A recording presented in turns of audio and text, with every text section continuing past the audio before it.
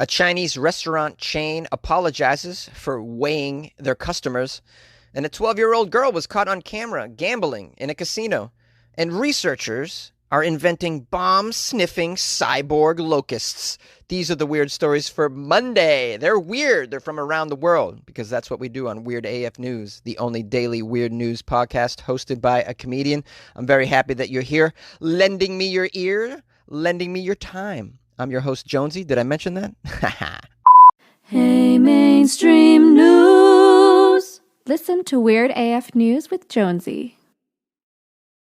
A restaurant chain in China apologizes for weighing customers to determine how much food they should eat. A restaurant chain in southern China had to issue a big-time public apology. We're sorry for weighing the diners before they entered the premises. It's all part of a national campaign to reduce food waste, is what they're saying.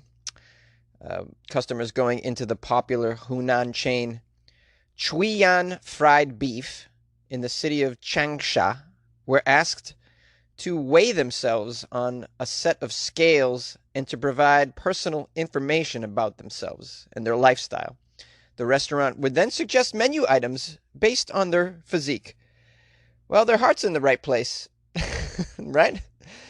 This is just a little embarrassing for some of us, I'd imagine, though. I mean, you don't want to be standing on a scale with a line of diners behind you and then have the person go, "Ooh, you're a little heavy. I recommend broccoli, steamed."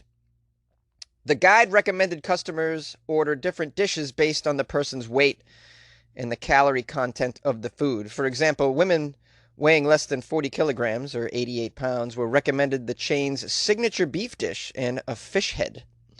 Oh, the fish head, huh? I wouldn't want to be recommended the fish head no matter what I weighed. You can keep your fish head, okay? Men weighing more than 80 kilograms, which is 175 pounds equivalent, were recommended dishes including braised pork belly. Well, now, doesn't that have a lot of cholesterol, the pork belly? Why are you recommending this for people close to 200 pounds? That seems strange. If you're close to 200 pounds, I'd imagine you'd recommend not pork belly, but sprouts. Just a plate of sprouts, sir. Give your arteries a break, sir. Do you have a gym membership as well? No? We recommend one. I just picture a restaurant full of unhappy diners eating things that they didn't intend to when they arrived. They're looking at the menu like, "Oh man, yeah, I can't wait to get my favorite insert sweet awesome dish." And the next thing you know, they're at a table just eating like baby corn and white rice. Like, what the hell is this? I came here to enjoy myself. I didn't come to the restaurant to suffer. I could have suffered at home. Not only that, I've been fat shamed in front of strangers. There were signs around the restaurant encouraging the diners to, quote, "clean your plate" and to be thrifty and diligent. What the hell does that mean? Be thrifty and diligent. Don't you want these people to just spend all their money at your restaurant? I don't understand why you're pretending like you give a damn about their health and to be thrifty. Hey, be thrifty. Don't spend all your money here, okay? Especially if you're 200 pounds. Facing online accusations of fat shaming, Shuyan Fried Beef said in a statement over the weekend that it was trying to help curb food wastage. The restaurant chain said that customers hadn't been forced to step on the scales, and while it deeply regretted the controversy, it would still allow customers to weigh themselves if they wanted to. You could still weigh yourself. You could still embarrass yourself if you'd like to, and then just order whatever the hell you want. I don't know what this curb the food wastage situation is. I like where you're going. You want to curb the food wastage. How about this? How about you just recycle the food wastage somehow, some way? I'm sure there's hungry people in China. There's so many, right? The overpopulation in China. I would bet some of those people are pretty damn hungry. Why don't you give them the leftover food? Maybe instead of just, telling your customers to stand on a scale in front of strangers, make them order something they don't want, and then stand over them and shame them until they finish everything on their plate. Now, Shuyan isn't the only restaurant chain establishing tighter rules on consumption in China. Last week, a catering association in Wuhan advocated for customers to order N1 dishes, or one fewer dish than the number of people dining. Smartphone apps as well used to show popular streams of people eating enormous amounts of food. These apps have warned that video creators could be blocked if they promote excessive eating. I had no idea excessive eating is the problem in China. I mean, it seems to me the United States has a serious excessive eating issue, but I didn't think of China this way. It's nice to know that we're not the only disgusting country. Now, if you'll excuse me, I'm going to go blog about my lunch.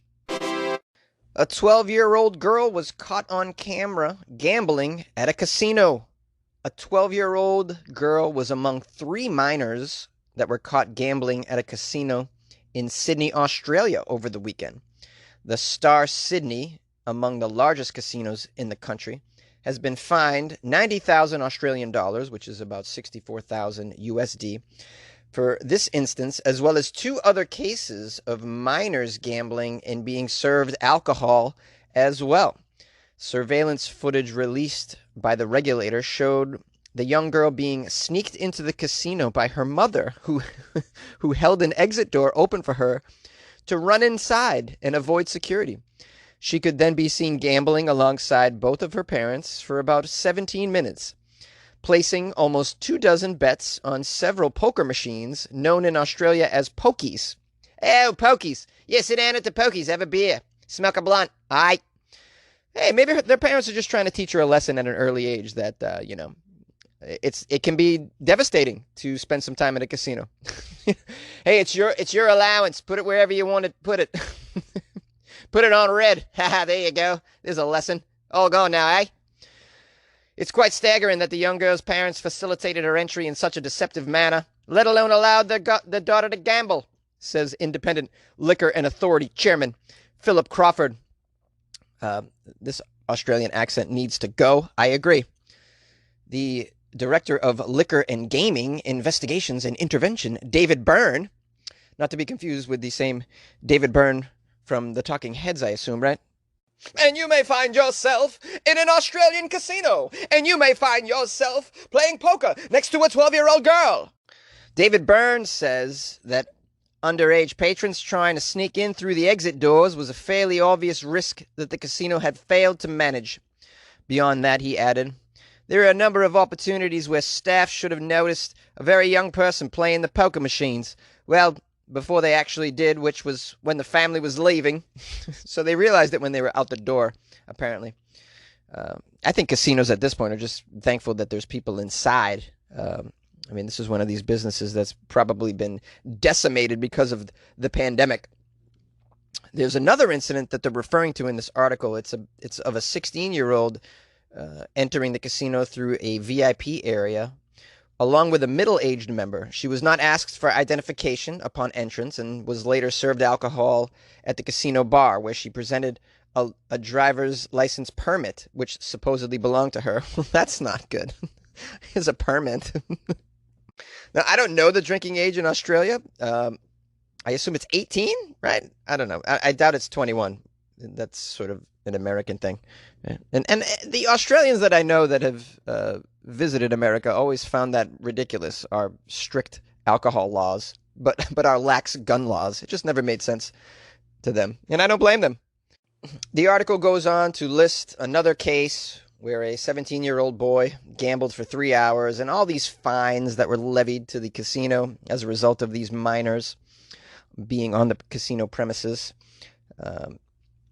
Obviously you can't have teenagers in a casino. How about those parents, though, bringing a 12-year-old in? That's just, those parents they're pretty cool parents, I got to say. I know you disagree. Jonesy, how dare you? This is why I'm not a parent, because I just think it's funny that they're, playing poker. I'll tell you right now, I'd rather have my kid playing poker at the casino than playing online shoot 'em up and behead my opponent games at home, which in my opinion is not productive behavior whatsoever. At least at the casino, maybe they'll be able to make enough to pay our rent. I don't know. You like podcasts? You're listening to my podcast. Maybe you thought to yourself, I'd like to make a podcast. Too difficult? No, not with Anchor. Anchor has free creation tools that allow you to record and edit your podcast from your phone or your computer. Anchor distributes your podcast to Apple, Spotify, Stitcher, and more.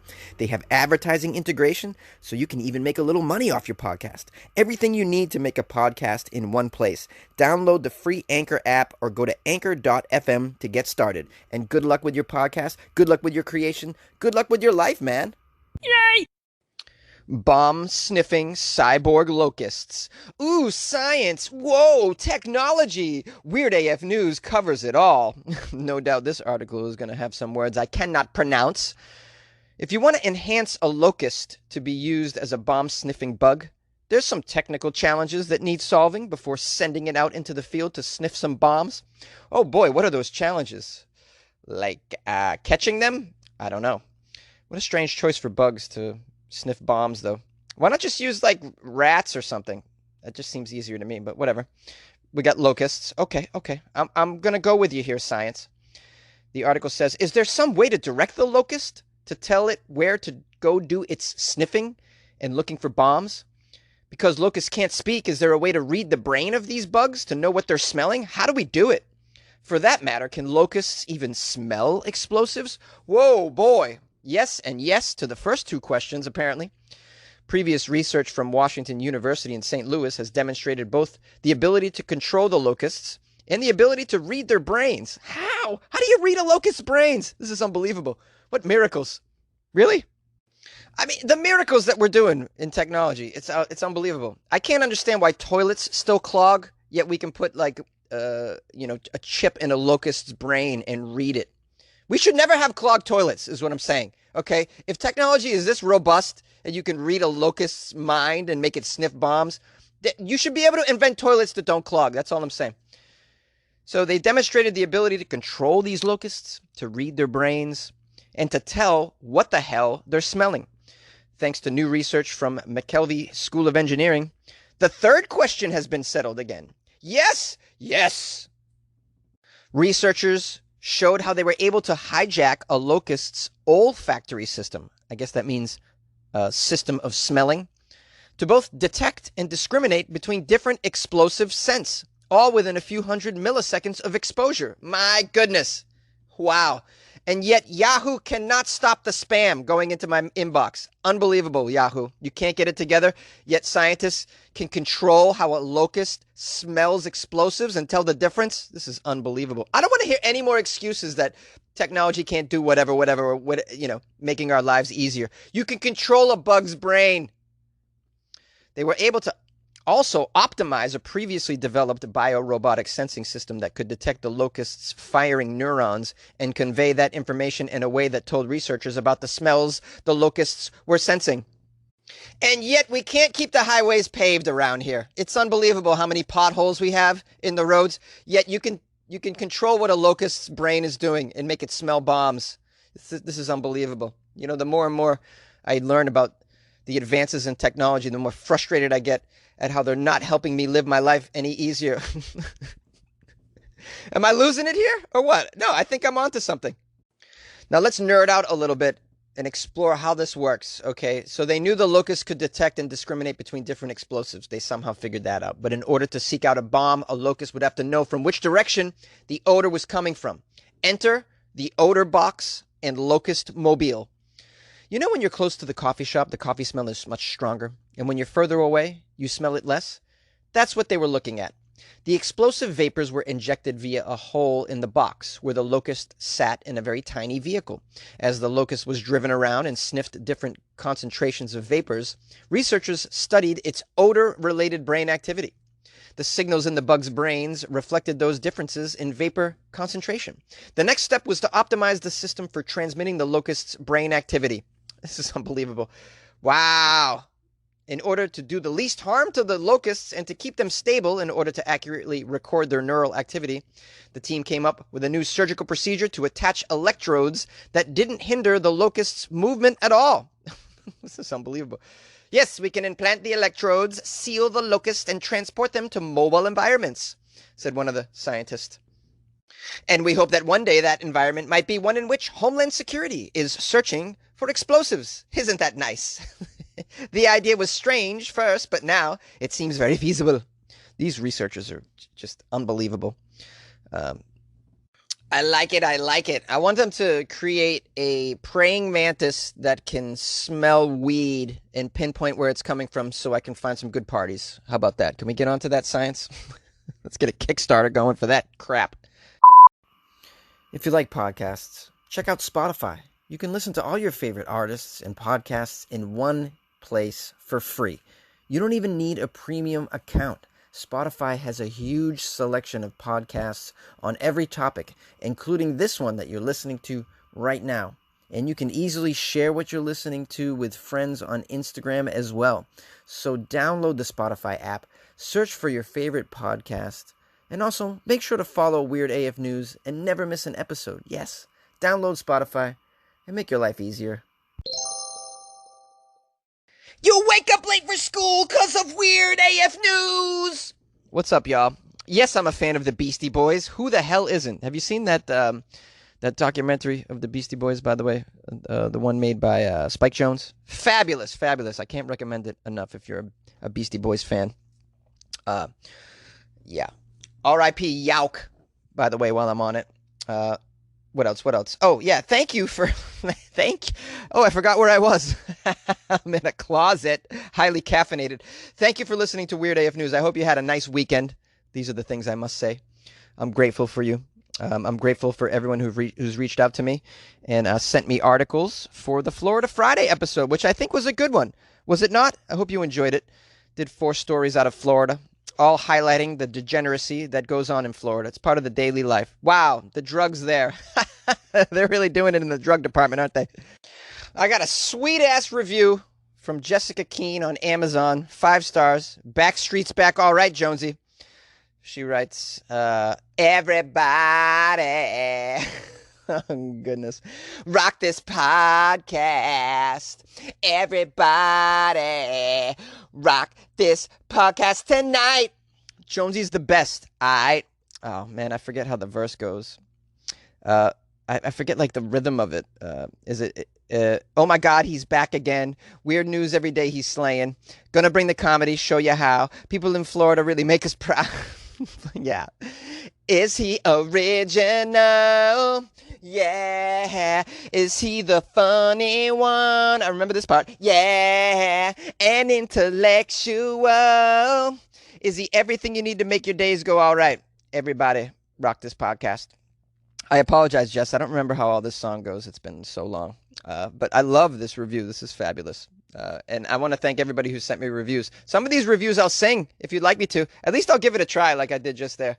I will humiliate myself a bit. A big shout out to Jessica Keene. Much, much love.